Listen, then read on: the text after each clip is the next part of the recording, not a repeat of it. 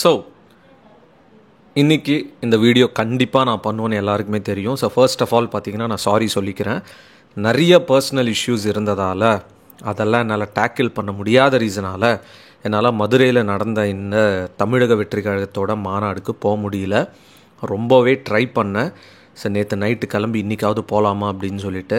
First பிரச்சனை, நம்ம காரில் டயர் பார்த்திங்கன்னா பல்ஜ் ஆகிடுச்சு. ஸோ என்னோடய இன்ஸ்டாகிராமில் நீங்கள் ஃபாலோ பண்ணிட்டு இருந்தீங்கன்னா 2 நாள் முன்னாடி அதை ஸ்டோரியாகவே நான் போட்டிருந்தேன். கிளம்ப முடியல. அதை தாண்டி ஃபேமிலி பர்சனல் இஷ்யூஸாக இருக்கிறதால சரி ஓகே, எப்படியும் நம்ம தலைவர் பேசுவார், நிறைய பேர் வச்சு செய்வார் அப்படின்னு சொல்லிட்டு கரெக்டாகவே தெரியும். ப்ரோ மறந்துட்டேன் ப்ரோ, நாங்களாம் அணில் குஞ்சுங்க தான். நான் அதை ஆக்சுவலாக நேற்றே போடலான்னு இந்த வீடியோ. நான் அணில் குஞ்சு தான்ப்பா, நான் ஒத்துக்கிறேன்ப்பா. நீங்கள் ஒன்றும் டைனோசர் குஞ்சுலாம் கிடையாது, சரிங்களா? சரி ஓகே, நம்ம டைரெக்டாக வீடியோக்குள்ளே போயிடலாம். மதுரையே ஸ்தம்பிச்சு போயிடுச்சுங்க. என்னங்க அந்த க்ரௌடு, ஐயோ சாமி, எனக்கு தெரிஞ்சு லைக் ஒரு நிலநடுக்கமே வந்திருக்கும்னு நினைக்கிறேன். அப்படியே அண்ணால் பறக்குதுங்க வெயில். அந்த வெயிலில் இவ்வளோ பேர் பார்த்தீங்கன்னா அந்த இடத்துல கேதர் ஆவாங்கன்னு சொல்லிட்டு எக்ஸ்பெக்ட் பண்ணவே இல்லை நான். எவ்வளோ க்ரௌடுங்க, எவ்வளோ க்ரௌடு.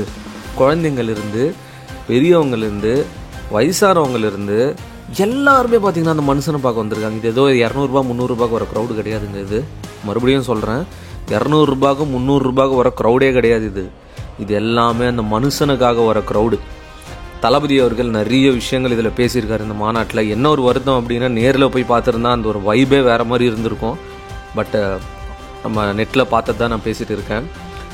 சில பேர்லாம் ஸ்கிரிப்ட் ரெடி பண்ணிட்டாங்களா, ஸ்கிரிப்ட் பார்த்து தான் அவர் பேசுகிறாரு. சரி ஓகே, அவங்க எல்லாருக்கும் செருப்படி கொடுக்குற மாதிரியே ஸ்கிரிப்டே எல்லாம் தான் பேசியிருக்காருன்னு வச்சுங்க மனுஷன். பட் எனிவே ஒரு ப்ரிப்பரேஷன்ன்றது கண்டிப்பாக இருக்கும். வச்சு செஞ்சு விட்டாருங்க. அங்கிள்ன்றாரு, டார்லிங்ன்ற என்னென்னோ சொல்கிறாருங்க, பாட்டு பாடுறாரு, அசால்ட்டாக வச்சு செய்கிறாரு எல்லாரையும். இன்னொரு விஷயம் என்னென்னா, அவர் பேசும்போது அந்த பேக் ஆங்கிள்லேருந்து ஒரு க்ரௌடு இருக்கிறது பார்க்குறப்போ ஒய்யால் அது ஒரு புல் அரிக்குதுங்க. சரி ஓகே, நான் அனிலாவே இருக்கட்டும், அனில் குஞ்சாவே இருக்கட்டும், நான் தளபதி ஃபேனாகவே இருக்கட்டும், முரட்டுத்தனமாக நான் தளபதி ரசிகனாகவே இருக்கட்டும், அவர் அரசியலுக்கு சப்போர்ட் பண்ணுற ஒரு கேரக்டராகவே இருக்கட்டும், அவருக்கு தான் நான் சப்போர்ட் பண்ணுவேன், அவர் பற்றி தான் நான் பேசுவேன், அவ்வளோதான். அந்த மாநாட்டில் ஒரு 33 நிமிஷம் தளபதி பேசியிருக்காரு ஸ்பீச்சில்.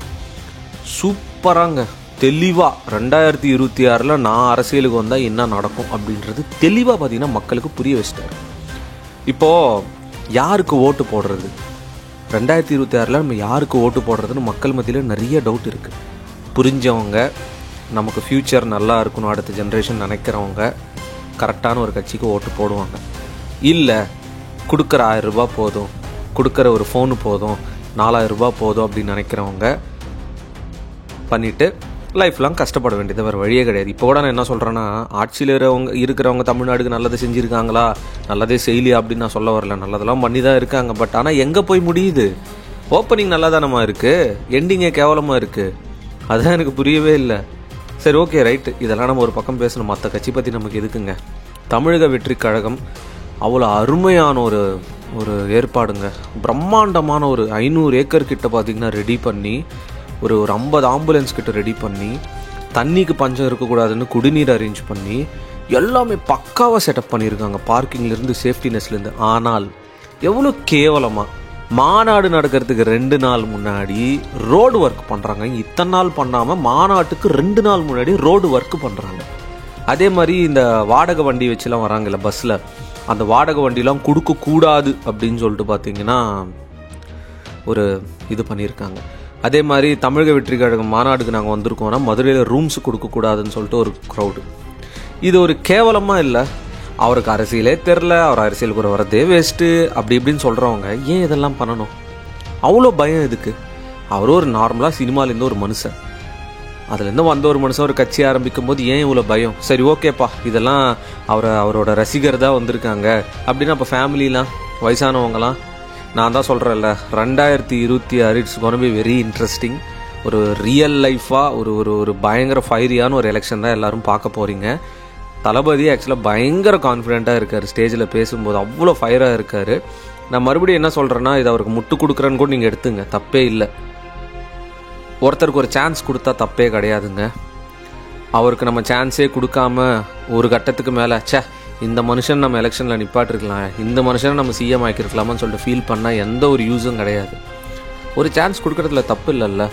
ஊழல் இல்லாமல் எல்லாரும் சமமாக ட்ரீட் பண்ணி நிறைய நல்ல உதவி பண்ணுற திட்டங்கள். தளபதி ஒரு டைலாக் சொல்லியிருப்பார், ஆட்சிக்கு வந்தோடனே நாங்கள் வீடை தேடி போக மாட்டோம், வீட்டெல்லாம் நாங்கள் முன்னாடியே பார்த்தாச்சுங்க எல்லாரும் வீட்டுக்கு போய், அதுக்கப்புறம் தான் நாங்கள் கட்சியை ஸ்டார்ட் பண்ணோம் அப்படின்னு சொல்லிட்டு ஒரு சூப்பரான வார்த்தை. மக்கள் இயக்கத்தை வச்சு எவ்வளோ நல்லது பண்ணியிருக்கார் அவர். அதுக்கு அரசியல் வேணும்னு அவசியமே கிடையாது, யார் வேணால் நல்லது பண்ணலான்ருக்கான்னு ஒரு பர்ஃபெக்ட் எக்ஸாம்பிள் தமிழக வெற்றி கழகம். அண்டு முக்கியமாக பார்த்திங்கன்னா விஜய் மக்கள் இயக்கம், இவங்களுக்கு ஒரு மிகப்பெரிய நன்றி நான் சொல்கிறேன். அவ்வளோ சின்சியராக பார்த்திங்கன்னா ஒரு ஏற்பாடுகள்லாம் பண்ணி ஒரு சூப்பராக பண்ணியிருக்காங்க.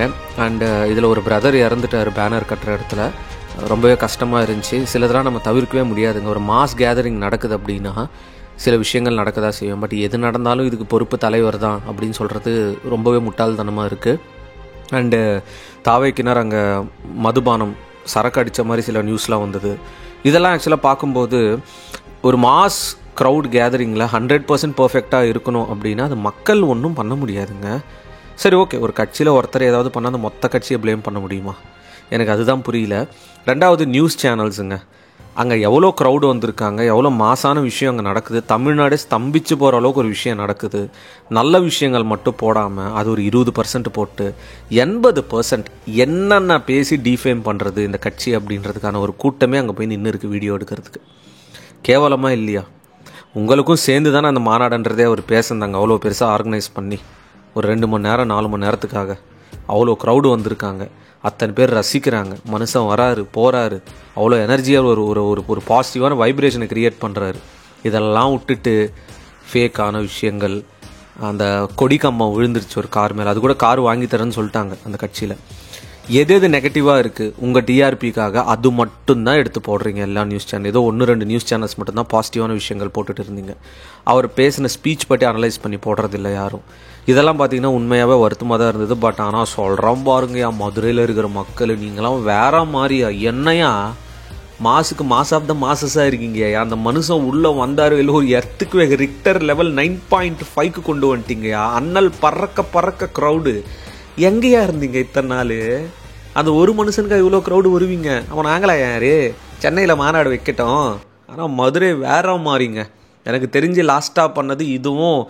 எனக்கு தெரிஞ்சு எத்தனை ஜன்மம் எடுத்தாலும் சில பேருக்கெல்லாம் இதெல்லாம் அமையாது. சில பேருக்கும் மரத்தை கட்டி பிடிச்சி அணில் கொஞ்சம் பேசணுன்னா 1000 பேசலாங்க. அப்புறம் என்ன டிஃப்ரென்ஸ் இருக்குது? ஸோ மாநாடு வெற்றிகரமாக முடிஞ்சுது. அண்டு அங்கே யார் யாருக்கு அடிபட்டிருக்கோ, என்னென்ன சம்பவம் நடந்திருக்கோ அதுக்கெலாம் கண்டிப்பாக தளபதி அவர்கள் வருத்தம் தெரிவிப்பார். அதில் எந்த விதமான இதுவும் கிடையாது. சேஃபாக எல்லோரும் வீட்டுக்கு போய் ரீச் ஆகிருப்பீங்கன்னு நம்புகிறேன் நான். அண்ட் நான் இந்த மாநாடுக்கு போகாது கொஞ்சம் கஷ்டமாக தான் இருக்குங்க. I am really sorry for that. சொல்லிட்டு இந்த வீடியோ முடிச்சிக்கிறேன். Peace out and stay safe. நீங்கள் மாநாடுக்கு போயிருந்தீங்கன்னா எப்படி இருந்துச்சுன்னு கமெண்ட்ஸில் மென்ஷன் பண்ணுங்கள். Bye guys. தளபதி கோடான கோடி ரசிகர்களின் என்றும் அறிவதி, பிக் ஷாட் இவர் பிளாக் பஸ்டர் வந்த மகுமதி, இக்னோர் நெகட்டிவ் வெட்ட சொன்ன தங்க தளபதி.